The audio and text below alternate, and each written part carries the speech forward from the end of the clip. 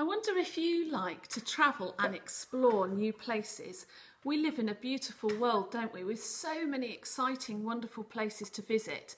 Whether we travel to foreign countries or whether we stay in our own country, there are amazing places to see and to go to. But we can't do that at the moment, can we? And that's a bit sad. But I wonder whether you've got in your home souvenirs to remind you of places that you might have visited in the past. I had a look around our house and found a few souvenirs. We've got one here, a rubber from the Jorvik Museum. One of the boys went there on a school trip. A postcard from another museum. Postcards are great, aren't they? Because then you can tell other people about places that you've visited and share how exciting they are with them. This souvenir was a present from someone who visited Iceland. Now, I haven't been to Iceland, but they'd enjoyed their time there, and it was a special reminder to us of the wonderful time that they'd had when they went to Iceland. But we can't go to these places at the moment, and maybe we can just enjoy looking forward to where we could go once we're allowed to be able to go out of our houses. I'd like to tell you about a person who was in a similar situation to us, a man called Paul. Paul was a Christian living 2,000 years ago, roughly, and he was imprisoned in his own home. Now, that sounds a bit strange, doesn't it? It wasn't a prison with bars and chains and things like we might imagine. He was living in a house, but he wasn't allowed out of it. He was being kept there under guard by Roman soldiers. Now, Paul had loved to travel and had spent years travelling, but he wasn't allowed to now. So I expect Paul was feeling quite similarly to how we are at the moment.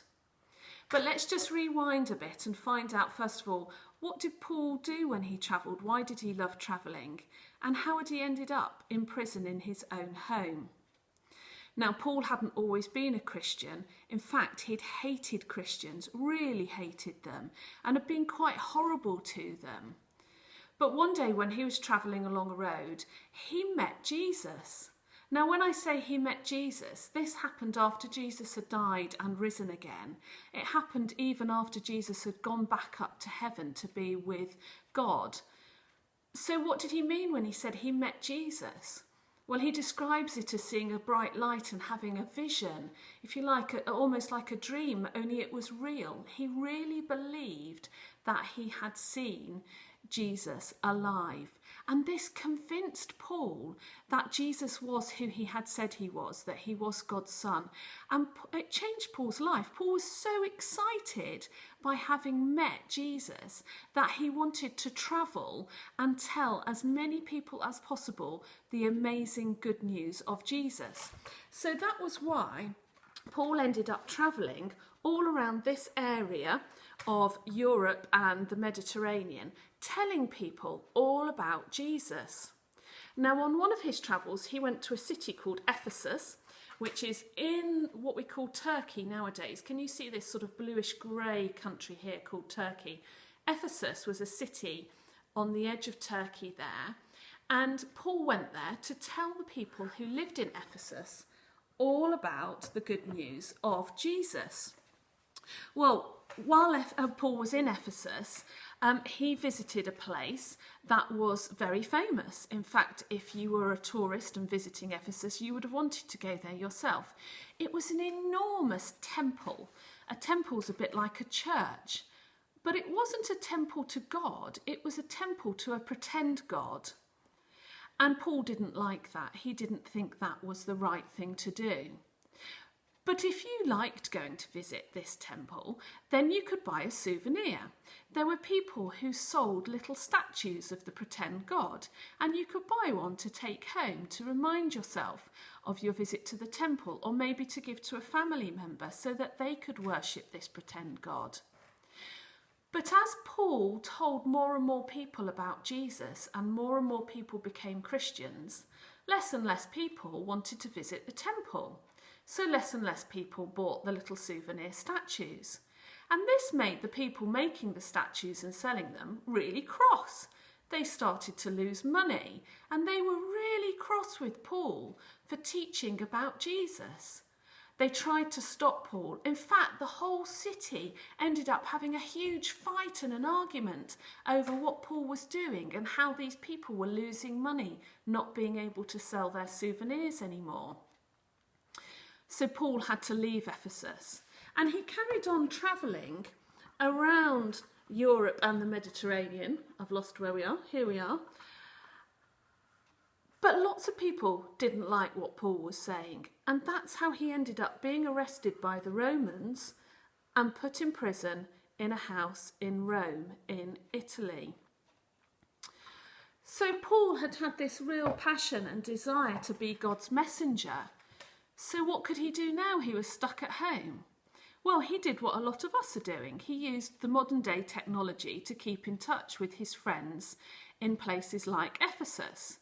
Now, of course, the modern day technology wasn't what we have. He couldn't Zoom the new church in Ephesus that he had helped to set up. So instead, he wrote a letter. And luckily for us, we still have a copy of that letter.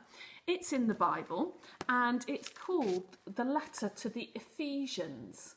The Ephesians, because they were in Ephesus. And it starts a little bit like this. To the people in Ephesus who believe in Jesus, from Paul, a messenger of God.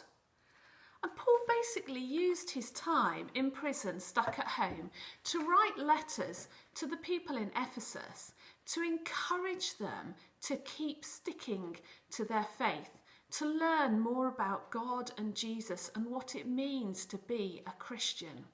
And over the next few weeks, we'll find out some of the amazing things that Paul writes in his letter to the Ephesians, and we can be encouraged and hopefully grow in our faith. But what can we learn from Paul? What can we take from thinking about this today? How can it help us this week? Well, I want to set you a little challenge for this week. I think that if you already believe in Jesus, take some time this week to write a letter or draw a picture and send it to someone, post it to them, to help them and to encourage them in their faith, to help them to learn more about God. And if you don't yet think you believe in Jesus, well, that's fine. But why not write a letter to someone that you know who you do believe thinks that God is really special? Ask them, what can they tell you that could give you hope and encouragement while you're stuck at home? So that's my challenge for you this week. Just because we're stuck at home, don't let that stop you from still being used by God to bring hope and encouragement to others. And if you don't yet know that hope and encouragement, then use the time to find out about it for yourself. And over the next few weeks, we'll be able to find out more from the letter to the Ephesians that Paul wrote.